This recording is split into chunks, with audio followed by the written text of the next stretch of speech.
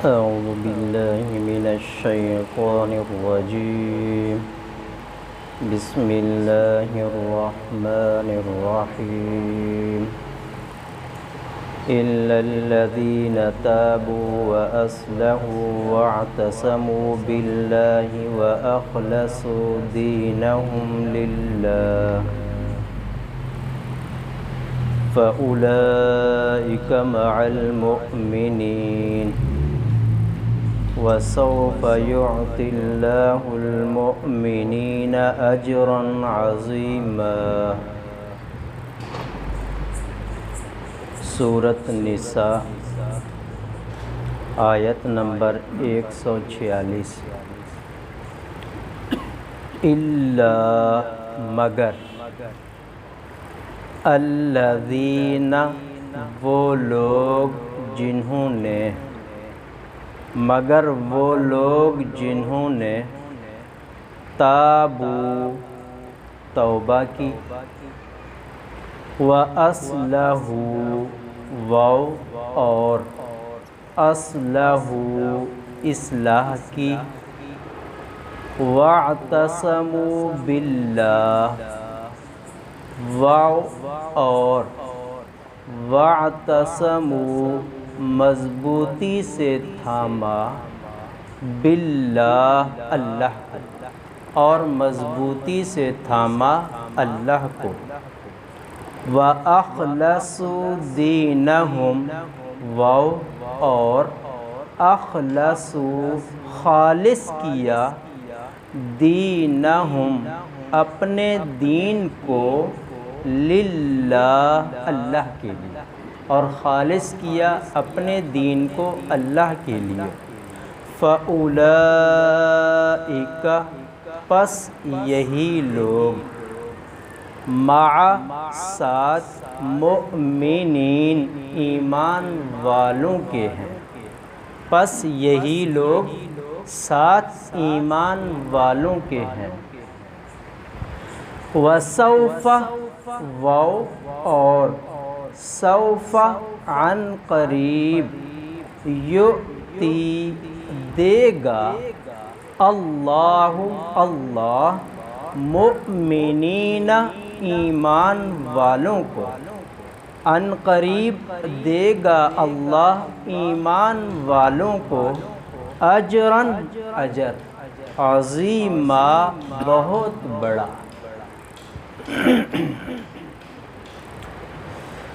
پچھلی آیات میں منافقین کا ذکر تھا کہ نفاق کفر سے بڑھ کر ہے، کفر اتنا نقصان دہ نہیں ہے جتنا کہ منافقت ہے، اور پھر اس کا انجام کیا ہے؟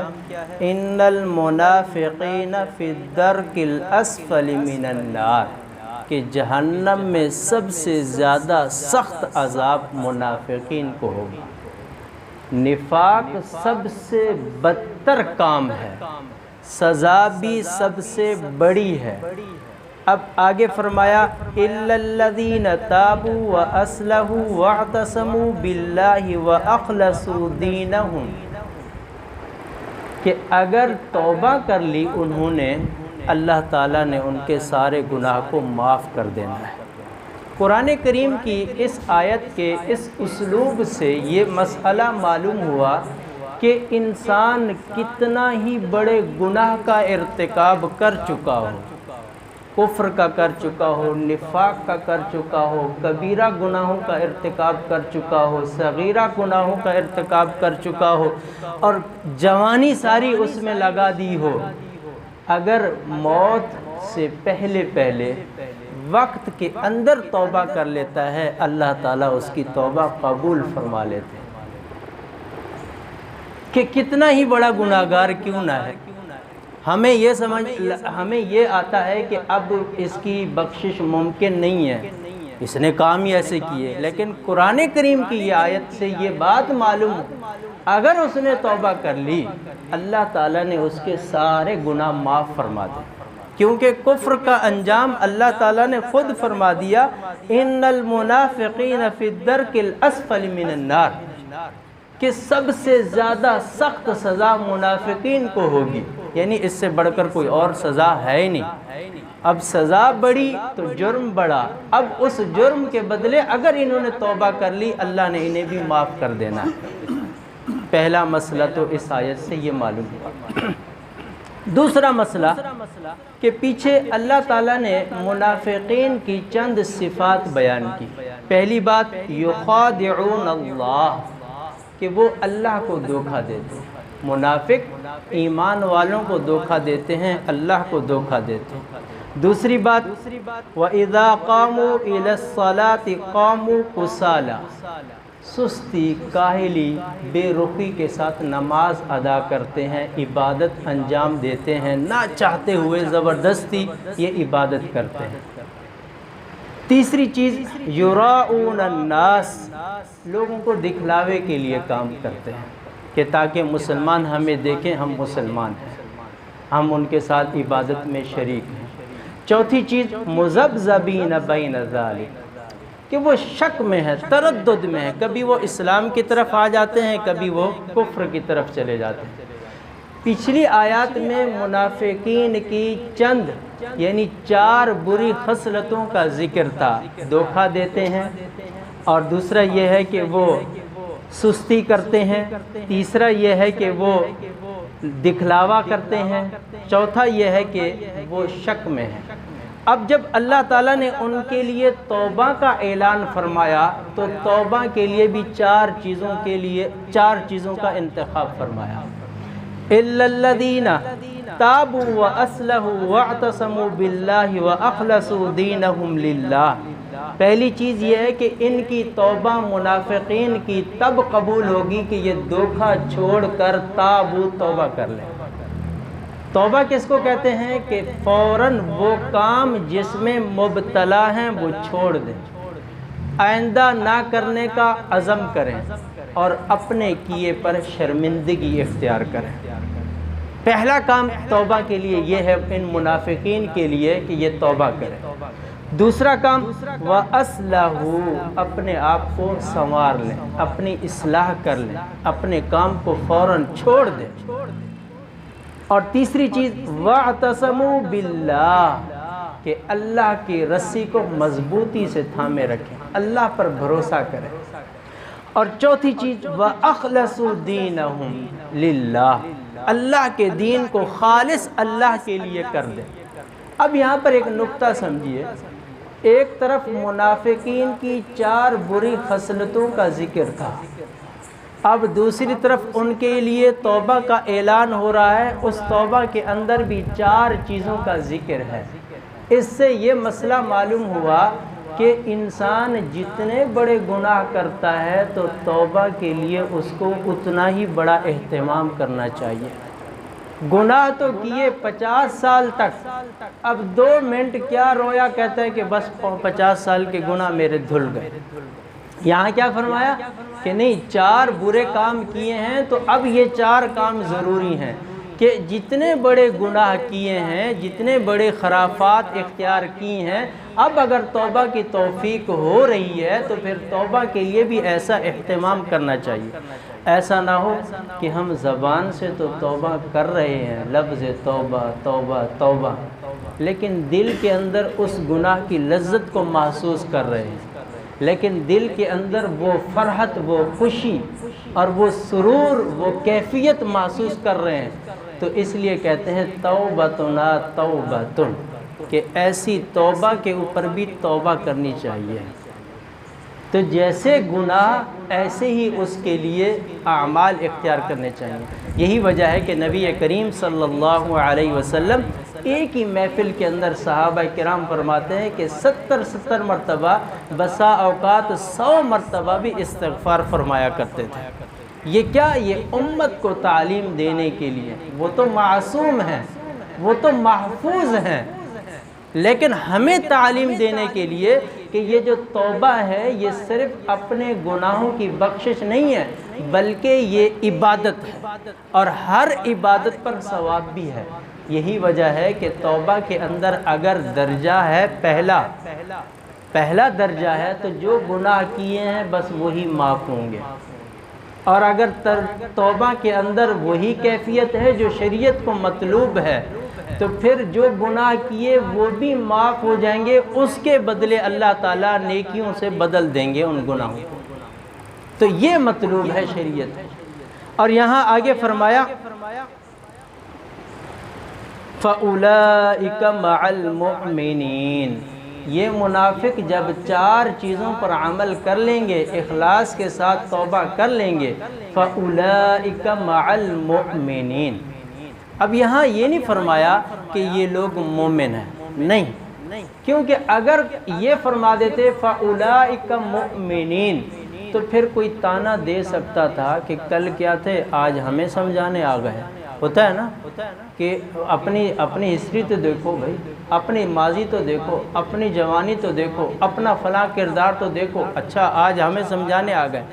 یہاں اللہ نے فرمایا فَأُولَئِكَ مَعَ الْمُؤْمِنِينَ، اب وہ نہیں رہے مؤمنین، یہ ان کا حساب، ان کا انجام، ان کا حشر اب ان لوگوں کے ساتھ ہے جو بالکل کامل مکمل شروع سے مومن تھے۔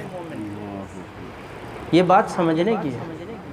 اب یہ ہمارے معاشرے کے اندر ہوتا کیا ہے کہ اگر آج ہم گزشتہ سال میرے سے کوئی غلطی انسان ہے، ہو گئی ہے، اب اگر میں آج اس غلطی کا تدارک کرتا ہوں، کسی کو سمجھاتا ہوں کہ بھئی یہ کام غلط ہے، تو سامنے سے کیا ملتا ہے؟ اچھا پچھلا سال آپ کو یاد ہے؟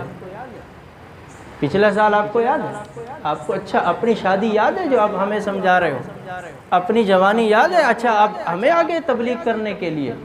فَأُولَئِكَ مَعَ الْمُؤْمِنِينَ، یہ ایمان والوں کا کام نہیں ہے کہ ایسی بات کرنا۔ مَعَ الْمُؤْمِنِينَ، اب جنہوں نے یہ نفاق کیا تھا، جنہوں نے اتنا بڑا جرم کیا تھا، اب 4 کام کرنے کے بعد ان کا انجام، ان کا ساتھ اب ایمان والوں کے ساتھ ہے۔ اب یہ تانا دینا یہ شرعاً جائز نہیں ہے۔ اور آگے فرمایا وَسَوْفَ يُعْطِ اللَّهُ الْمُؤْمِنِينَ أَجْرًا عَظِيمًا، اگر توبہ کر لی تو وَسَوْفَ يُعْطِ اللَّهُ أَجْرًا عَظِيمًا، ان قریب، سوفہ کا معنی ہے ان قریب اللہ تعالیٰ اجر عظیم عطا فرمائیں گے۔ معلوم ہوا کہ ہماری جو نیکیاں ہیں اس کا بدلہ اللہ نے اپنے اوپر لازم نہیں کر رکھا کہ فوراً دینا ہے، سوفہ، ان قریب۔ اب ان قریب دنیا کی زندگی کو دیکھے، آخرت کے مقابلے میں تو چند لمحات کی ہے، چند ساعات کے ہیں۔ تو اس کا مطلب یہ ہے کہ ہم جو اعمال کرتے ہیں لازمی نہیں ہے کہ ان کا نتیجہ، ان کا رزلٹ اور ہم اپنے آنکھوں کے سامنے دیکھ لیں۔ بہت سے لوگ ہوتے ہیں وہ یہی، ان کا نماز پڑھنے کا مقصد ہی ہوتا ہے کہ ہماری مشکلات آسان ہو جائے، حالانکہ نماز پڑھنے کا مقصد یہ نہیں ہونا چاہیے۔ نماز تو اللہ کی رضا کے لیے ہے۔ ہمارا جو وظیفہ ہوتا ہے کسی کام کے لیے، تو وظیفہ ہم کرتے ہیں صرف اس کام کے لیے، تو اس وظیفے پر کوئی اجر و ثواب نہیں ہے۔ ہاں اگر اس وظیفے سے اللہ کی رضا مقصود ہے، اس رضا کے وسیلے سے اللہ تعالیٰ وہ مطلوب چیز ہمیں عطا فرما دیں گے۔ اور آگے فرمایا یعطی اللہ المؤمنین اجرا عظیما۔ قرآن کریم کے اندر 2 لفظ ہوتے ہیں، ایک ہے کبیر اور ایک ہے عظیم۔ کبیر کا معنی بھی بڑے کے ہے، عظیم کا معنی بھی بڑے کے ہے۔ لیکن کبیر وہ جو ایک عقل میں بھی سما جائے، دکھائی بھی دے اور اس کا احاطہ بھی ممکن ہو کسی حد تک، وہ ہے کبیر۔ اور عظیم کا مطلب یہ ہے کہ جو عقل سے ماوراء ہو، ماوراء العقل ہو۔ اب یہاں اللہ نے فرمایا وَسَوْفَ يُعْطِ اللَّهُ الْمُؤْمِنِينَ أَجْرًا عَظِيمًا، کہ ایمان والوں کو، کہ اب جنہوں نے توبہ کی اب وہ ایمان والے ہو گئے، اب اجر عظیم عطا فرمائیں گے۔ کتنا اجر؟ ماوراء عقل ہے۔ اب اس لفظ توبہ پر، فعل توبہ پر اتنا اجر مل رہا ہے جو ماوراء عقل ہے۔ توبہ کے اوپر، نیکیوں کے اوپر کتنا اجر ملے گا اس کا تو حساب ممکن ہی نہیں ہے، اس کا حساب تو ممکن ہی نہیں ہے۔ اب یہاں پھر چوتھا نقطہ دیکھیے، مع المؤمنین فرمایا، مع المؤمنین، اولئک المؤمنین نہیں فرمایا کہ یہ مومن ہے، نہیں، ایمان والوں کے ساتھ ہے۔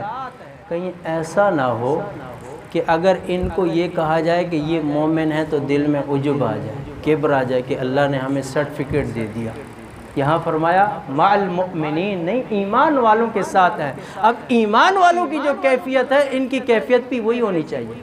جیسے کہ یہ ہے نا کہ ایاک نعبد و ایاک نستعین، کہ اے اللہ ہم آپ کی عبادت کرتے ہیں اور ہم آپ سے مدد چاہتے ہیں۔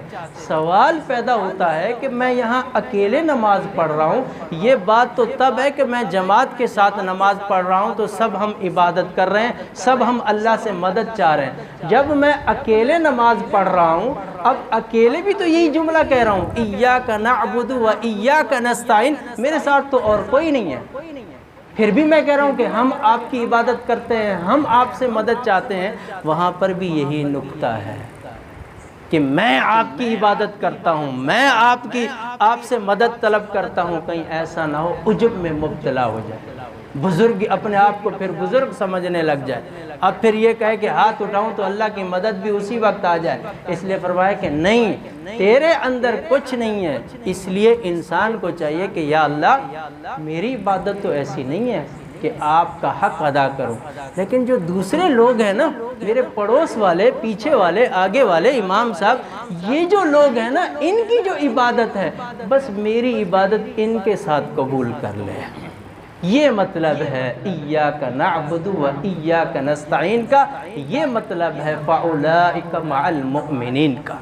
اور آگے فرمایا ما یفعل اللہ بعذابکم ان شکرتم و آمنتم وکان اللہ شاکرا علیما۔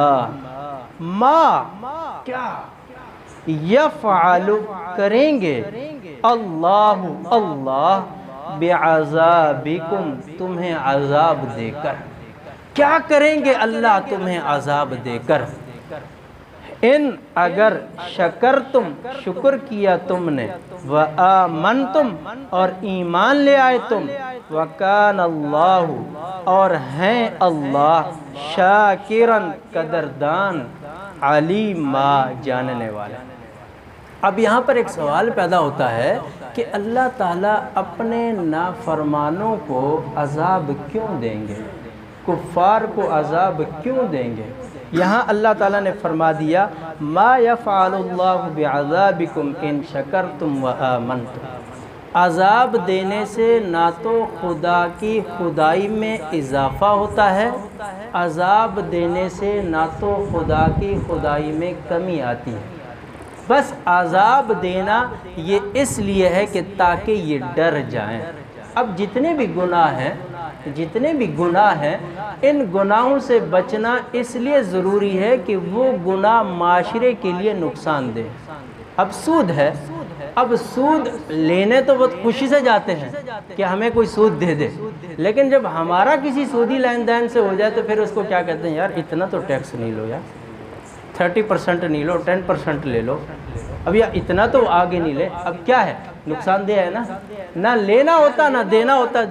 اب اسی طریقے سے دیکھیں چغل خوری ہے، ہم کسی کی چغلی کھاتے ہیں، مزہ آتا ہے، اگر ہماری کھا لے کوئی تو کتنا تکلیف ہوتی ہے۔ جھوٹ ہے، ہم سے اگر کوئی جھوٹ بولے تو بڑی تکلیف ہوتی ہے، ہم اگر جھوٹ بول دے تو تکلیف ہی نہیں ہوتی۔